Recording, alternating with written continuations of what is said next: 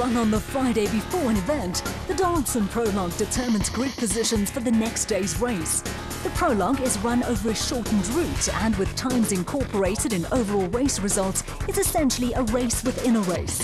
Earlier this season, the new start procedure came into play for the Donaldson Prologue, and the top 40 drivers in the production and special vehicle categories are now split into 4 groups based on a seeding system. This takes into consideration times from the previous 8 races. Competitors are now also divided into 4 groups of 10 that incorporate the top 20 seeds in the production vehicle and special vehicle categories, and start order among the groups is rotated at each race.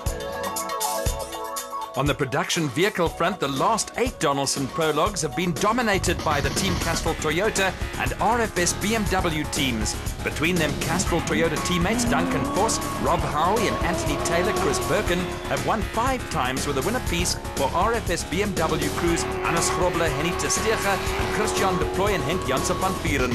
The other wins went to Atlas Copco Toyota crew of Gary Berthold and Andre Vermeulen, but consistent results have lifted Ford Racing pair of Chris Visser and Jaapie Badenhorst into the top 3 in the seeding order. The top 5 seeds can choose where they want to start on the Prologue, and on the recent Sun City 400, Grobler and Testeger found themselves first on the road. With 5 Donaldson Prologue wins between them in the last 8 events, Motorride crew Evan Hutchison and Dani Stassen and Century Racing pair Colin Matthews and Alan Smith are first and second on the seeding list in the special vehicle category. Reigning South African champions Herman and Richard Silvald, current championship leaders Johan van Staden and Mike Lawrenson, and the husband and wife combination of Marius and Yolinda Fourie complete the top 5 seeds. At the draw for the Sun City 400, Motorride crew of Hutchison and Stassen decided to buck the trend and choose to lead away the special vehicle contingent. The nature of the sport makes the off-road community especially aware of the environment and nature conservation. The Motorride group has thrown its weight behind the Rhino Force Conservation Group, with both Motorride cars of the Sun City 400 sporting new livery. Motorride's put their initiative behind this Rhino Force, and the Rhino Force is basically a conservation group that's putting a drive together to recover some funds to try and save the rhino. So Motorride's backing them in quite a big way, and as you can see, we're carrying their logo on the vehicle. We've got the mascot here, we've got the full-size rhino, and they'll be here this weekend to represent Rhino Force, which is basically conservation of the rhinos.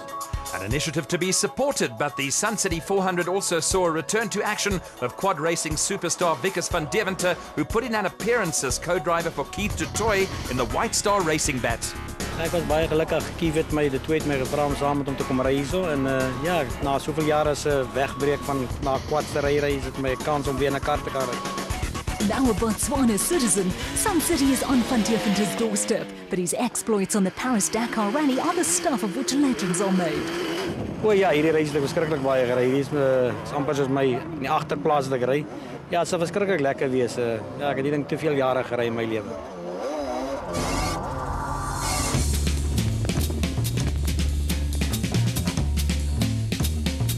The special vehicle category on the Sun City 400 saw KwaZulu-Natal crew of Lance Trethui and Carl Wichmann take a maiden national championship victory in the LT Earth Movers Bat. Second place and 16 points was enough to take Johan van Staden and Mike Lawrenson to the top of the special vehicle championship, but the drive of the day came from Mark Corbett and Julian Hardy, who started from the back of the field and fought their way into the podium in the Century Racing CR4.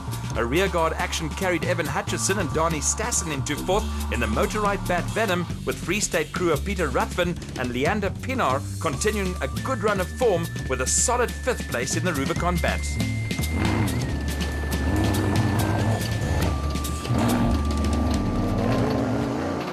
There was a good result for a second KwaZulu-Natal crew in Clint Gibson and Gary Campbell in the Gibson Racing Porter. The pair came up with another workmanlike performance to finish comfortably ahead of Quinton and Cully Silvald in the Elegant Fuel Bat. Behind the father and son combination, there was a first top 10 finish for Botswana driver Mogre Mabile, who had the experienced Zelda Niman sitting alongside him in the Team Scoot Zarko Light. Brothers Daniel and Lo Zili also produced one of their better performances in the Orange Works Porter to claim a top 10 finish, with Botswana pair Keith du Toit and Wikus van Deventer the last of the Class A classified finishers. A tough route claimed some notable victims, amongst them the experienced father and son team of Nick and Ryan Harper, who haven't had much luck this season in the four-wheel drive Motorride Revo. They broke a side shaft, and a promising prologue result didn't translate into a good race for Northwest crew of Neil Meyer and Joseph Lewis in the Zarco Challenger. Meyer has a solitary point from the first race of the season to show for his labours. After a solid start to the season with 3 finishes in succession, the husband and wife team of Marius and Yolanda Fourie have hit a rough patch in the PHB Porter. They had to throw in the towel for the second race in a row and have dropped off in the chase for the Special Vehicle Championship.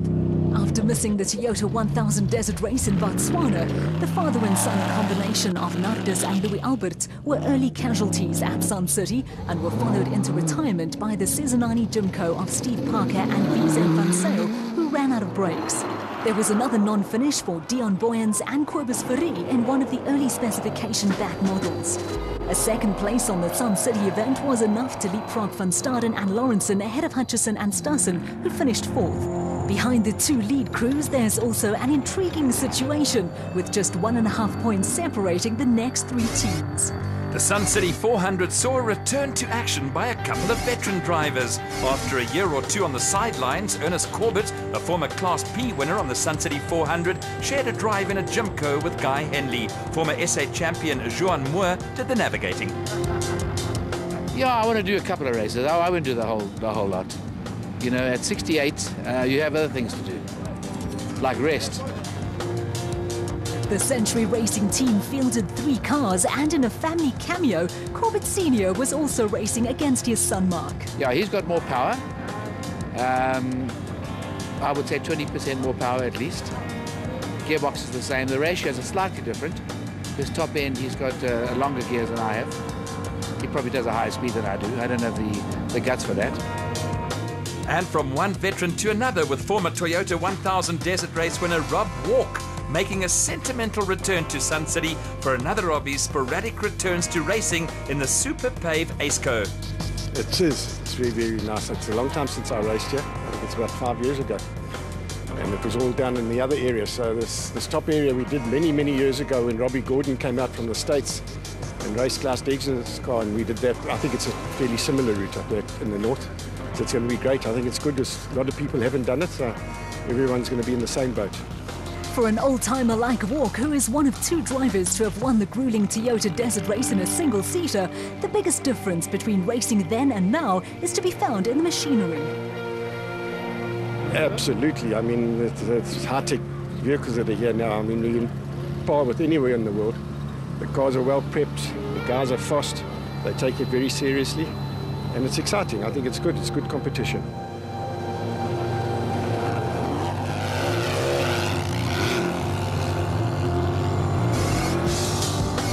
Back to the present, and the Class P prologue saw a close finish between Century Racing pair of Matthews and Smith and Kutsia Labuskaghni and daughter Sandra in the Racesonic Zarco. Problems changing a wheel after picking up a puncture cost the Century Racing pair some time, and in the end only 3 seconds separated championship leaders Matthew and Smith and the Labuskaghnis. Behind the National Series regulars, Francois Conradi and Andrew van der Westhuizen were a surprise third in a bat, with the pair outpacing former Sun City 400 winner Richard Fuller and Dennis Murphy in the Regent Racing bat.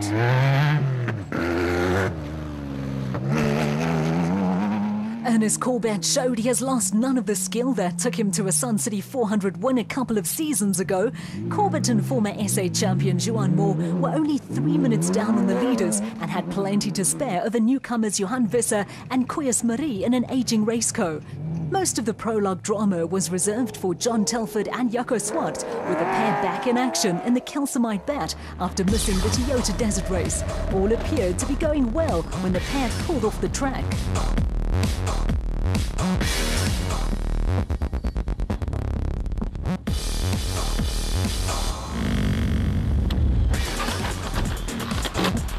Check. It's something like a shotgun or something. At that stage, there appeared to be nothing major for the crew to worry about, but that soon changed.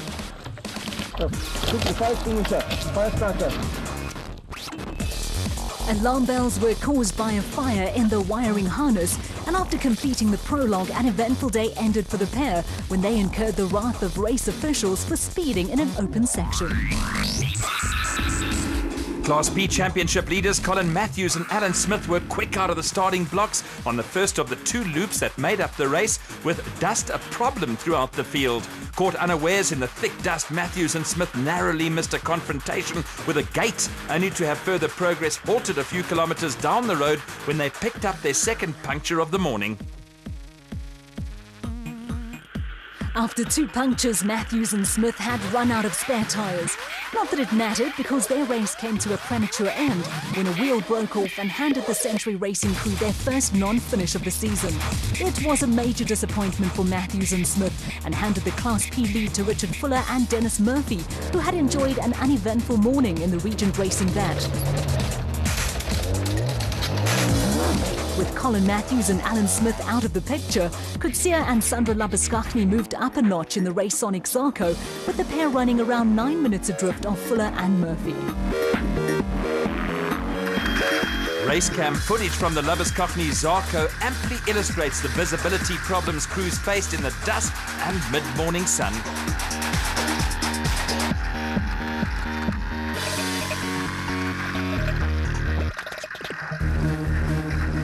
Driving duties in the Century Racing Gymco had been taken over by Guy Henley, who was now partnering Johan Moore.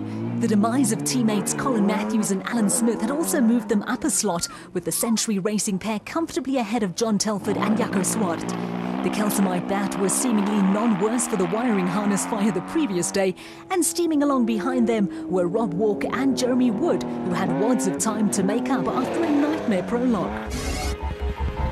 At the designated service park at the end of the first of the 255-kilometre loops that made up the race, Richard Fuller and Dennis Murphy were in a comfort zone. Dusty, I mean, it's what you expect. Hell of a dusty. The cars, you can't get within 100 metres, you know, so the screamers are a bit of a problem. Great route, it's very quick. I mean, Sun City's always been renowned to be very fast.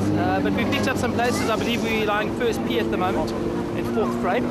So we're having a good run. Look, I'm thoroughly enjoying the race. But that dust is always going to be a tough one in off-road. It's just what it is. Enjoying it.